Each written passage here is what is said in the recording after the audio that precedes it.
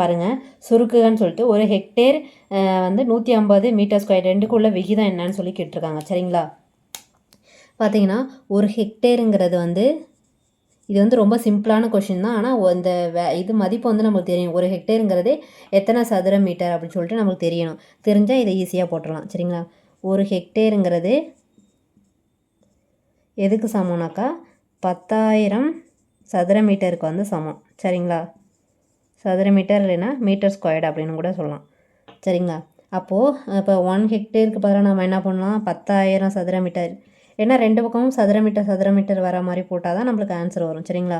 அப்போது இந்த 1 ஹெக்டேருக்கு பதிலாக என்ன பண்ணலாம், 10,000 சதுர மீட்டர் போகலாமா, இங்கே இருக்கிறது 150 சதுர மீட்டர். இப்போ கேன்சல் பண்ணுங்கள். 2 5 10 3 15. இப்போ ஆன்சர் என்னென்னா ஏங்கிறது தான் கரெக்டான ஆன்சர். சரிங்களா? நெக்ஸ்ட் சம் பாருங்கள். இந்த மாதிரி சம் கொடுத்துருக்காங்க. இதில் எக்ஸோட வேல்யூ என்ன நம்மளுக்கு கேட்டிருக்காங்க. சரிங்களா? இது எப்படி சால்வ் பண்ணால் போர்ட்மாஸ் விதிப்படி தான் இதை வந்து சால்வ் பண்ணி கொண்டு வரணும். சரி பாருங்கள், ஃபஸ்ட்டு இந்த பக்கம் இருக்கிறத சால்வ் பண்ணிப்போமா. ஃபஸ்ட்டு என்ன பண்ணணும், போர்ட்மாஸ் விதிப்படி ப்ராக்கெட்டில் இருக்க தான் சால்வ் பண்ணணும். சரிங்களா? அப்போது 8/2ன்னு பண்ணுமா. இது ரெண்டையும் அடிச்சோன்னா என்ன வரும், 4ன்னு வரும். அப்போ 176/4 இதை அடிச்சோன்னா என்ன வரும், 44 வருமா. ஸோ இதோட இங்கே இந்த ஈக்குவட்டுக்கு அப்புறம் இருக்கிற வேல்யூ வந்து 44ன்னு வந்துருச்சு நம்மளுக்கு. சரிங்களா? இப்போ இந்த பக்கம் சால்வ் பண்ணணுமா. இங்கே பாருங்கள், என்ன பண்ணணும்னா நான் போர்ட் மாஸ் இதுபடி ப்ராக்கெட்டுக்குள்ளே ப்ராக்கெட்டு அதை தான் ஃபஸ்ட்டு சால்வ் பண்ணணும். சரிங்களா? இதை ஃபஸ்ட்டு எடுத்துக்கணும். இப்போ 20 - x அதை தான் நம்ம கண்டுபிடிக்கணும். அப்புறம் பாருங்கள், இந்த ப்ராக்கெட் முடிச்சா இப்போ இந்த ப்ராக்கெட் எடுத்துக்கணும்னா 37 - 20 இந்த மாதிரி வந்துடுமா. இப்போ இது ரெண்டையும் மைனஸ் பண்ண என்ன வரும், 17 வருமா, -x. சரிங்களா? அப்புறம் இங்கே இருக்கிற 42 மைனஸ் வருமா. இப்போ இந்த 42லேருந்து 17 மைனஸ் பண்ணால் 42 - 17 25. அப்போ 25 - x. சரிங்களா? இங்கே பேலன்ஸ் என்ன இருக்குது, 75 மைனஸ் இருக்குது. இந்த ப்ராக்கெட்டுக்குள்ளே இருக்கிறதான் சால்வ் பண்ணி நம்மளுக்கு இந்த வேல்யூ வந்திருக்கு. இப்போ பண்ணுங்கள், இந்த மைனஸை உள்ளே மல்டிப்ளை பண்ணிக்கலாமா. அப்போ 57 - 25 ப்ளஸ் எக்ஸ்ன்னு வந்துடுமா. அப்போ 57ல் 25 போயிடுச்சுன்னா என்ன வரும், 232. அப்போ 32 + x = 44ன்னு வந்துடுமா. நம்மளுக்கு என்ன வேணும், எக்ஸோட வேல்யூ தான் வேணும். எக்ஸ் அப்படின்னா 44 - 32ன்னு வந்துடுமா. மைனஸ் பண்ண என்ன வரும், 12ன்னு வரும். சரிங்களா? அப்போ ஆன்சர் வந்து என்னென்னா 12 அப்படிங்கிறது தான் வந்து கரெக்டான ஆன்சர். சரிங்களா? சி தான் வந்து கரெக்டான ஆன்சர். நெக்ஸ்ட்டு சம் பாருங்கள். இந்த சம் கொடுத்துருக்காங்க. இதில் வந்து இதோட மதிப்பு என்ன அப்படின்னு சொல்லிட்டு நம்ம கண்டுபிடிக்கணும். சரிங்களா? இது பாருங்கள், 260 × 260 ப்ளஸ் 1/104 ×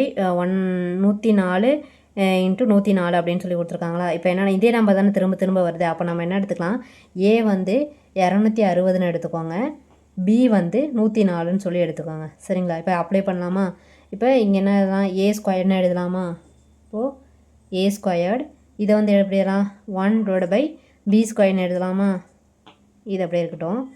மைனஸ் இது என்ன, ஏ மைனஸ் 1/b². இது பாருங்க, a - b² ஃபார்முலாவில் இருக்கா. அப்போ அதை எப்படி எழுதலாம், இங்கே இருக்கிற a² 1/b² அப்படியே எழுதிக்கோங்க. இந்த மைனஸ் அப்படியே போட்டுக்கலாம். இங்கே என்ன எழுதலாம்னா, இந்த a - b² ஃபார்முலானா a² - 2ab + b². b². ஓகேவா.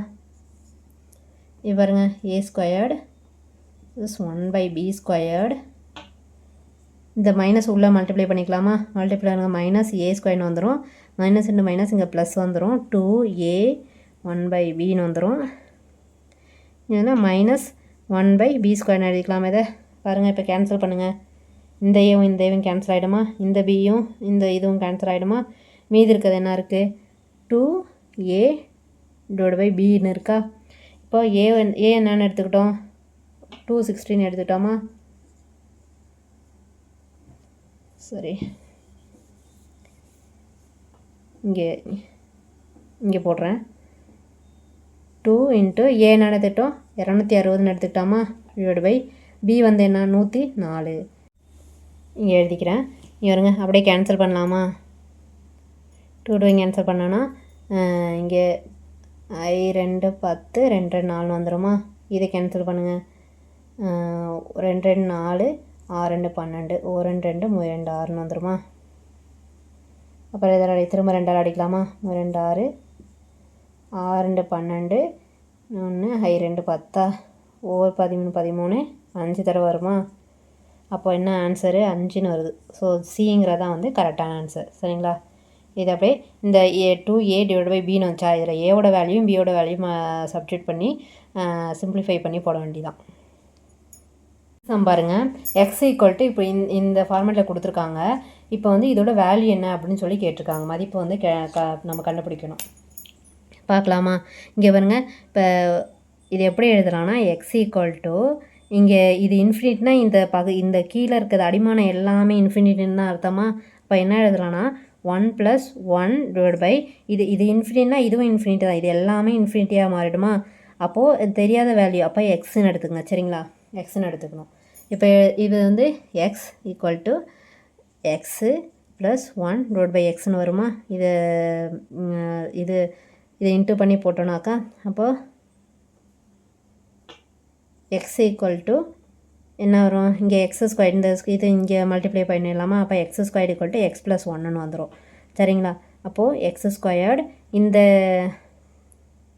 இந்த வேல்யூ இந்த பக்கம் போனால் மைனஸ் ஆகிடுமா? -x -1ன்னு வந்துடுமா? ஈக்குவல் டு 0ன்னு வந்துடுமா? அப்போ இதோட வேல்யூ ஆன்சர் என்னன்னா டி. ஒன்றும் இல்லை, இங்கே பாருங்கள், எக்ஸ் ஈக்குவல் டு 1 + இப்படி வேல்யூ கொடுத்துருக்காங்க. இது இன்ஃபினிட்டாக, அப்போ கீழே இருக்கிறது எல்லாமே இன்ஃபினிட்டு தான். அப்போ வந்து நம்ம அந்த வேல்யூ வந்து எக்ஸ்ன்னு எடுத்துக்கிறோம். சரிங்களா? ஏதோ ஒரு வேல்யூ வருது போயிட்டே இருக்குது, அதை நம்ம எக்ஸ்ன்னு எடுத்துக்கிறோம். இப்போ 1 + 1/xன்னு வந்துடும். சரிங்களா? இப்போ எக்ஸ் ஈக்குவல் டு இப்போ இதுக்கு வந்து எல்சிஎம் எடுத்து இல்லை இப்போ கலவு பின்னத்தில் இருக்கா, அப்போ அதுமாரி போட்டோம்னா எக்ஸ் + 1 டிவைட் பை எக்ஸ்ன்னு வந்துடுமா? அப்போது திரும்ப இந்த கீழே இருக்க எக்ஸு கிராஸ் மல்டிப்ளை பண்ணுறோம். X square equal to x plus 1ன்னு வந்துடும். அப்போ இதை இந்த வேல்யூ வந்து இந்த பக்கம் கொண்டு போகிறோம். இப்போ இது -x -1ன்னு மாறிடும், ஈக்குவல் டு 0ன்னு வந்துடும். அப்போ ஆன்சர் டி தான் வந்து கரெக்டு. இந்த சம் பாருங்கள், a - b whole cube plus b - c whole cube plus c - a whole கியூப்னு கொடுத்துருக்காங்க.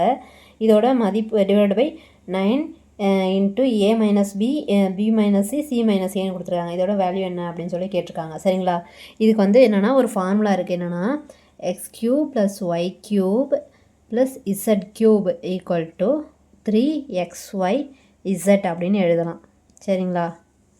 இது என்ன கண்டிஷன் படினாக்கா, இப்போ x + y + z வந்து 0 அப்படிங்கிற பட்சத்தில் வந்து நம்ம வந்து இந்த x³ + y³ + z³ அப்படிங்கிறத வந்து இப்படி எழுதலாம். இது ஃபார்முலா. சரிங்களா?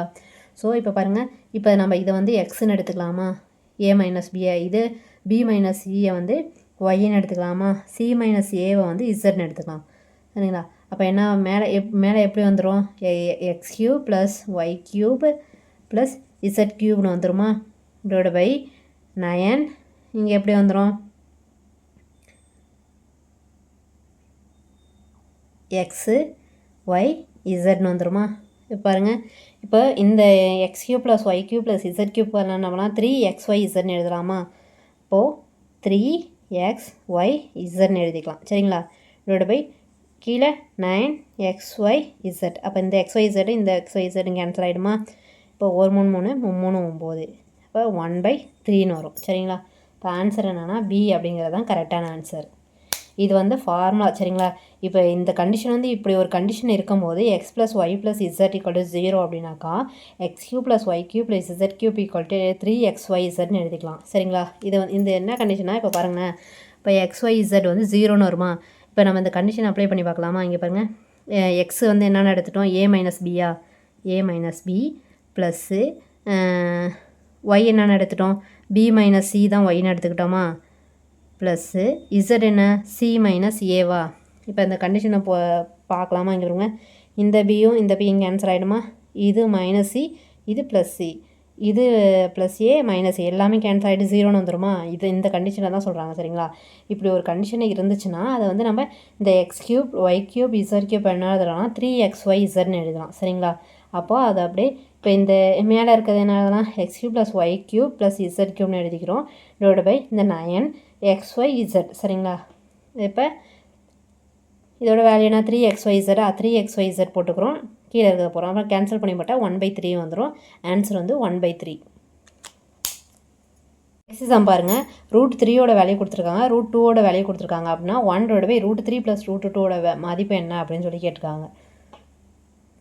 பாருங்கள், √3 + √2ஓட வேல்யூ தான் நம்ம வந்து கண்டுபிடிக்கணும். சரிங்களா? இப்போ இது கன்ஜெக்ஷன் எடுக்கலாமா? கன்ஜெக்ஷன் எடுத்தால் √3 - √2ன்னு எடுக்கலாமா? இதாவது இங்கே இருக்கிறத இதுக்கு ஆப்போசிட் சிம்பிளால் மேலேங்களையும் மல்டிப்ளை பண்ணுவாங்க. சரிங்களா? √2 இதை என்ன வரும்? √3 - √2 / இது எப்படி எழுதலாம்? a² - b² எழுதலாமா? அப்போது √3² - √2² ஏன்னா a + b a - b ஃபார்மேட்டில் இருக்குல்ல. அப்போ என்னன்னா a² - b² எழுதிக்கலாம்ல, அதனால் இப்படி எழுதியிருக்கோம். சரிங்களா? ஒன்றும் இல்லை, இந்த வேல்யூ கன்ஜெக்ஷன் வேல்யூ எடுக்கிறோம். கன்ஜெக்ஷனை இதுக்கு இங்கே ப்ளஸ் இருந்தால் இங்கே மைனஸ் இது போட்டு மேலேங்கிலையும் மல்டிப்ளை பண்ணுவாங்க. எப்போதுமே அப்படி தான். இங்கே மைனஸ் இருந்தால் இங்கே ப்ளஸ் போடணும். அதுக்கு ஆப்போசிட் சிம்பிள் போட்டு மேலேங்கிலையும் மல்டிப்ளை பண்ணணும். சரிங்களா? பண்ணால் நம்மளுக்கு இப்படி வந்துருச்சா? இப்போ பாருங்கள், இந்த 2y இந்த ரூட்டிங் கேன்சல் பண்ணலாமா? இந்த 2y இந்த ரூட்டிங் கேன்சல் பண்ணிடலாமா? கேன்சல் பண்ணால் √3 - √2 / 3 - 2ன்னு வந்துடும். இப்போ √3 - √2 / 1. இப்போ √3யோட வேல்யூ என்ன? 1.732. √2ஓட வேல்யூ என்ன? 1.414. இது ரெண்டையும் மைனஸ் பண்ண வேண்டியதான். சரிங்களா? 8 2 3 0. இப்போ 0. என்ன வருதுன்னா ஆன்சரு 0.318ன்னு வருது. சரிங்களா? அதாவது இந்த ரெண்டு வேல்யூவையும் மைனஸ் பண்ணுறோம். மைனஸ் பண்ண என்ன வருது? 0.318ன்னு வருது. அப்போ ஆன்சர் வந்து ஏ அப்படிங்கிறது தான் கரெக்டான ஆன்சர்.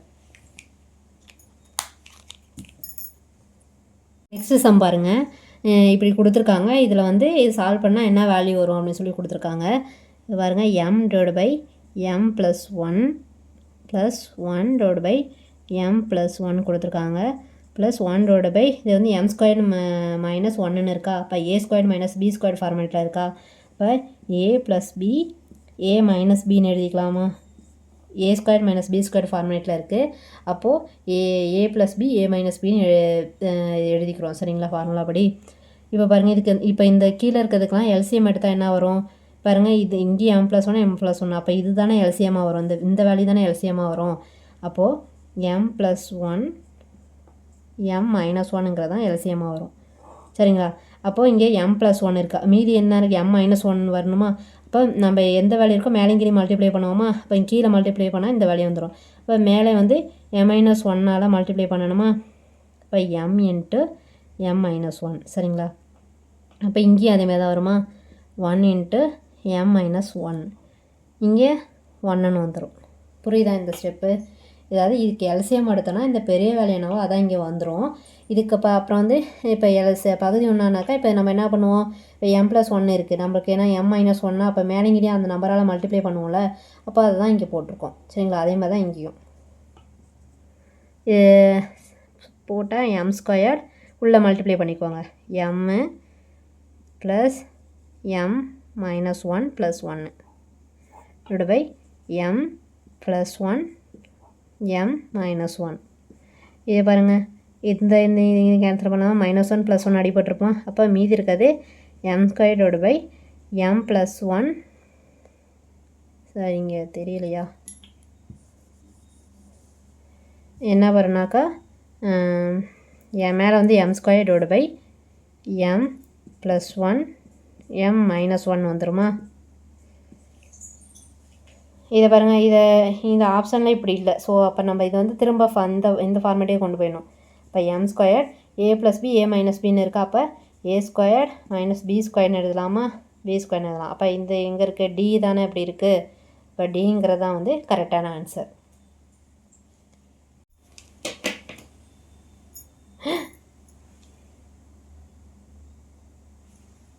நெக்ஸ்ட் தான் பாருங்கள், 5 × 3 / 4ன்னு கொடுத்துருக்காங்க. 4 × 4 / 5 7 × 3 / 8 இவற்றின் இதோட கூடுதலுடன் எந்த பின்னத்தை கூட்ட அது ஒரு முழு எண்ணாகும் அப்படின்னு சொல்லி கேட்டிருக்காங்க. சரிங்களா? இதெல்லாம் கூட்டிட்டு அதோட எந்த நம்பர் கூட்டினா அது ஒரு முழு நம்பராக கிடைக்கும் அப்படின்னு சொல்லி கேட்டிருக்காங்க. ஸோ போடலாமா? இப்போ கலப்பு பின்னத்தில் இருக்கா?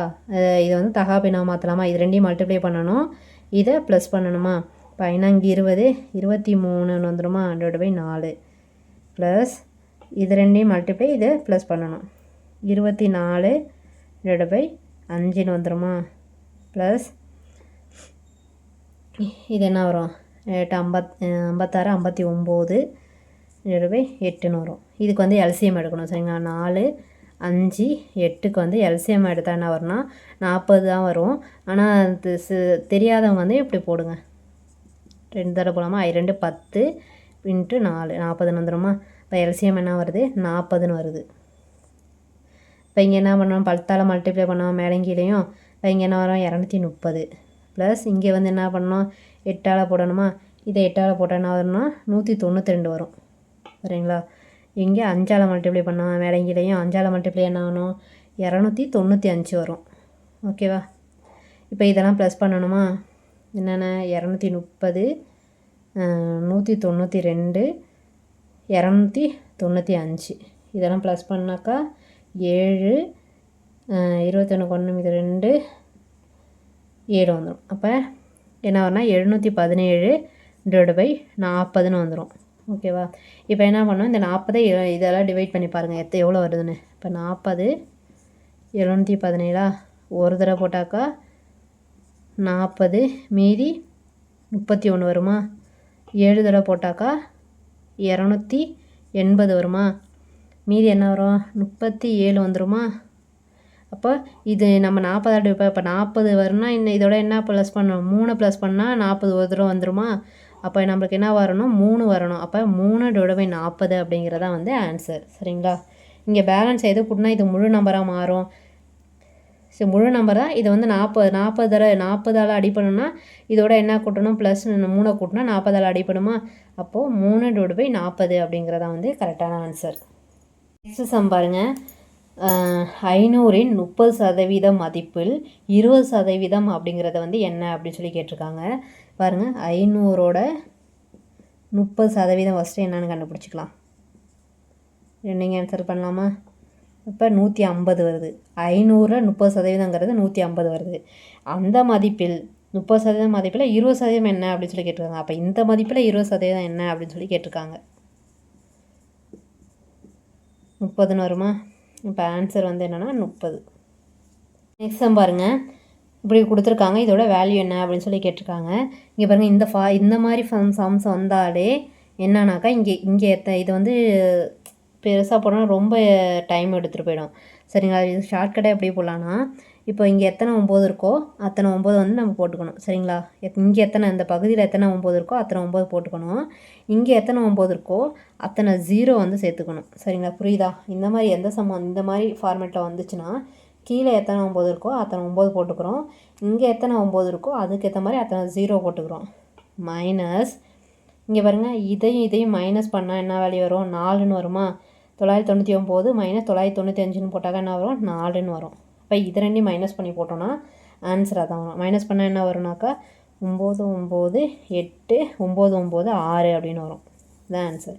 இந்த ஃபார்மேட் எது கொடுத்தாலுமே இங்கே எத்தனை 9 இருக்கோ அத்தனை 9 போட்டுக்கிறோம். இங்கே எத்தனை 9 இருக்கோ அத்தனை 0 போட்டுக்கிறோம். இந்த பகுதியையும் தொகுதியையும் மைனஸ் பண்ணி என்ன வேல்யூ வருதோ மைனஸ் போட்டு அந்த வேல்யூ இங்கே போடுறோம். போட்டுட்டு இதை ரெண்டையும் மைனஸ் பண்ணி போட்டோன்னா என்ன ஆன்சர் வருதோ அதான் வந்து கரெக்டான ஆன்சர். சரிங்களா? அப்போது பி தான் வந்து கரெக்ட்.